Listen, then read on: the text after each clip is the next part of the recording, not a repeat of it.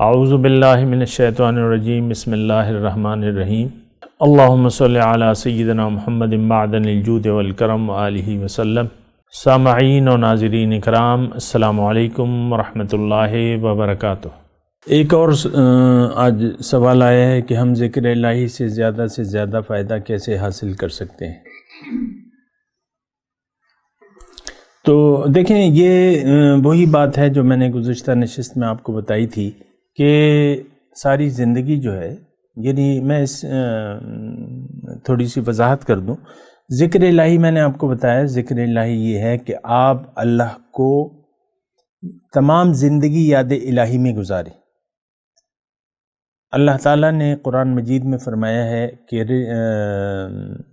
رجال لا تلہیہم تجارت ولا بیع عن ذکر اللہ۔ یہ میرے بندے ایسے لوگ ہیں جن کو غفلت میں نہیں ڈالا کرتی ان کی تجارت اور خرید و فروخت اللہ کی یاد سے۔ یعنی آپ تجارت کر رہے ہیں، آپ خرید و فروخت کر رہے ہیں، تجارتم ولا بیع عن ذکر اللہ، تو آپ کو اللہ کی یاد رہتی ہے۔ میرے آقا کے بارے میں ایک وہ ہے، ایک حدیث ہے، ایک ان کا وہ ہے کہ کان رسول اللہ صلی اللہ علیہ وسلم دائم الذکر، کہ حضور صلی اللہ علیہ وسلم جو تھے وہ ہمیشہ ذاکر تھے۔ اب اس کے حدیث کے مختلف یعنی معنی بیان ہو سکتے ہیں، لیکن میں آپ کے سامنے اس وقت جو اللہ تعالیٰ کی توفیق سے معنی بیان کر رہا ہوں۔ ایک آدمی اگر زندگی میں جب ہوش سنبھالتا ہے اور وہ اپنے مقصد حیات کو نہیں بھلاتا اور یاد رکھتا ہے اور زندگی اسی مقصد کے لیے گزار رہا ہے، تو اس کا مطلب یہ ہے کہ وہ ہمیشہ ذاکر ہے۔ لیکن اگر اس نے اپنی زندگی کا مقصد چینج کر دیا، دنیا کو زندگی کا مقصد بنا لیا اور دنیا کے خیالات میں وہ زندگی گزار رہا ہے، یہ ذاکر نہ ہو سکتا ہے۔ اگر یہاں انسان آ کے دنیا ظاہر کا اس کو دھوکہ لگ گیا اور اس نے اپنے مقصد حیات کو بھلا دیا، جس مقصد کے لیے آیا ہے، خواہ وہ مرد ہو یا عورت، تو یہ شخص اب غافل ہے قرآن کی نظر۔ اولئک هم الغافلون، یہ غافل ہے۔ کیوں؟ کہ اس نے اپنے مقصد حیاتی کو بھلا دیا ہے، اپنی حقیقتی کو بھلا دیا ہے۔ عام طور پہ تو یہ ہوتا ہے کہ آج کا انسان اپنے آپ کو بھلا کے زندگی گزار رہا ہے۔ ظاہر کو یا باطن کو بھلا کے ظاہر کو یاد رکھنا، یہ کون سی عقل بندی ہے؟ حقیقت کو۔ مثال کے طور پہ قربانی ایک انسان کر رہا ہے، تو مردہ یعنی ایک یعنی وہ منڈی میں جاتا ہے مثال کے طور پہ، تو وہ جانور ہیں، کوئی 5 لاکھ کا ہے، جو 50 لاکھ کا ہے، لیکن ایک جانور اس کو مل جاتا ہے وہ 50 لاکھ کا ہے، لیکن وہ مرا ہوا پڑا ہوا ہے، کوئی بھی بیماری آ گئی یا وہ آ گیا۔ اب وہ مرے جانور کا سودا، وہ آپ مجھے بتائیں کہ وہ کتنے میں خرید لے گا؟ وہ 50 لاکھ کا جانور کتنے میں خرید لے گا قربانی کے لیے؟ اس پہ تو قربانی ہوتی ہی نہیں۔ تو یہ یعنی ہم ایک مردوں کی سی زندگی گزار رہے ہیں۔ اللہ کے رسول نے ایک بڑی پیاری بات کی ہے کہ مثال اس شخص کی جو اللہ کو یاد رکھتا ہے اور وہ جس نے اللہ کو بھلا دیا ہے، ان کی مثال مردہ اور زندہ کی سی ہے۔ مثل الذی یذکر اللہ والذی لم یذکر کمثل الحی ویموت، او کما قال رسول اللہ صلی اللہ علیہ وسلم۔ مثال اس شخص کی جو اللہ کو یاد رکھتا ہے اور وہ جو اللہ کو بھلا چکا ہے، نہیں یاد رکھتا، اس کی مثال زندہ اور مردہ کی ہے۔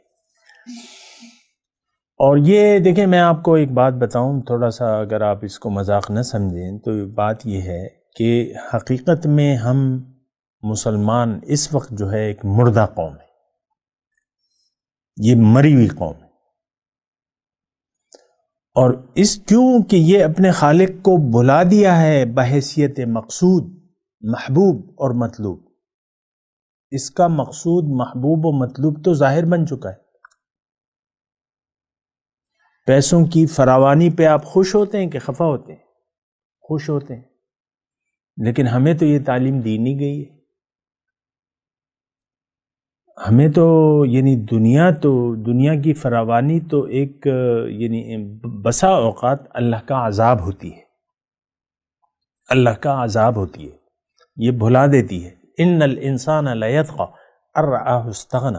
انسان باغی ہو جاتا ہے جب یہ اپنے تئیں اپنے آپ کو بے نیاز سمجھتا ہے، بھول جاتا ہے یہ اللہ تعالیٰ کو. بہرحال میں یہ کہہ رہا ہوں کہ اللہ کی یاد، یہ مردہ کی میں بات کر رہا ہوں، پھر میں بات کو ختم کرتا ہوں. دیکھیں اللہ تعالیٰ، میں نے آپ کو کہا کہ ہم ایک مردہ قوم ہے، اور یہ بات حدیث میں بھی ہے اور قرآن میں بھی ہے. حدیث تو میں نے آپ کو سنا دی. اب میں آپ کو یہ بات بتاتا ہوں کہ مردہ کون شخص ہے قرآن کی روح سے. ہم عام طور پہ یہ بات نوٹ کر لیں، میں بڑے اطمینان سے بات کر رہا ہوں، جذباتی اس میں کوئی عنصر نہیں ہے. میں یہ دعوے سے کہہ رہا ہوں کہ انسان سویا ہوا پیدا ہوتا ہے، اس کو جگانے کے لیے پیغمبر آتا ہے. ہم سوئے ہوئے ہیں، ہم مردہ ہیں. لیکن اگر ہم پیغمبر کی تعلیم کو قبول کر لیں گے، اسلام کو قبول کر لیں گے، اللہ کو یاد کریں گے اور اللہ کے لیے زندگی گزاریں گے تو ہم زندہ ہو جائیں گے. اللہ تعالیٰ نے قرآن میں ارشاد فرمایا اوامن کان میتن فاحییناہ وجعلنا لہ نورا یمشی بہ فی الناس کمن مثلہ فی الظلمات. بھلا وہ شخص جو مردہ تھا، اوامن کان میتن فاحییناہ، پھر میں نے اس کو زندہ کر دیا اور اس کے لیے میں نے ایک نور مقرر کر دیا جس کے ذریعے وہ لوگوں میں چلتا پھرتا ہے. کیا یہ ہو سکتا ہے اس شخص کی طرح جو اندھیروں میں ہے؟ پھر اللہ تعالیٰ نے دوسری جگہ فرمایا کہ استجیبوا للہ وللرسول اذا دعاکم لما یحییکم. بات مان لو اللہ کی اور اس کے رسول کی جب وہ تمہیں بلائے کیا ایمان کی طرف. اس میں تمہاری زندگی ہے، یعنی تم زندہ ہو جاؤ گے. استجیبوا للہ وللرسول اذا دعاکم لما یحییکم. جواب دو اللہ کو اور اس کے رسول کو جب وہ تمہیں بلائیں. اب ظاہر ہے کہ رسول کی دعوت تو اللہ کی طرف ہے، ہم وہ دعوت قبول کرنے کے لیے تیار نہیں ہیں. دنیا کی کوئی دعوت دے تو ہم، یعنی آپ دیکھ لیں باہر سے، یہاں ایک آدمی ہے نوکری میں، اسے مل رہے ہیں 30,000 مل رہے ہیں.